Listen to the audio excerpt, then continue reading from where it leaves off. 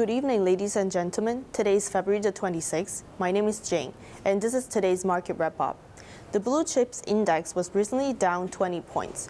Home Depot was reported fourth quarter earnings that's weaker than expectations. Financial stocks such as Caterpillar and JP Morgan Chase also kept the index from maintaining a gain. Fed Chairman Jerome Powell on Tuesday affirmed the central bank's patient approach to future interest rate changes.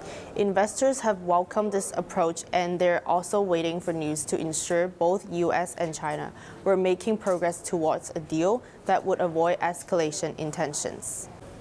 Bank of Canada Governor Stephen Poloz said that the interest rate will need to move higher to keep inflation in check. But the timing of future increases remains unclear as policymakers grapple with mixed messages about the country's economic outlook. The Bank of Canada has raised its benchmark interest rate 5 times since mid-2017, bringing it to 1.75% in October. It held off on further rates increase in December and January, amid a decline in energy prices and uncertainty over global trade.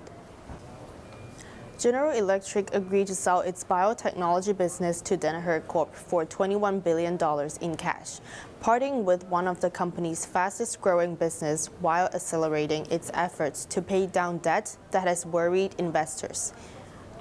After CEO Larry Culp announced the deal, GE shares rose 6.4%. The biotech deal gives GE funds to fix its balance sheet and allow the company to be more optimistic regards to restructuring. On Monday, GE said that it expects the deal to close in the fourth quarter, accelerating its efforts to reduce the company's more than $100 billion in debt. Meanwhile, management will also re-evaluate plans for an IPO for the rest of the healthcare division.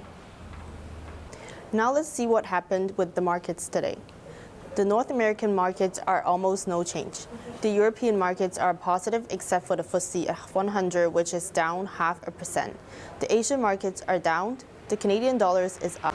As for commodities, oil is down around 3%. Both metals and copper are down 0.25%.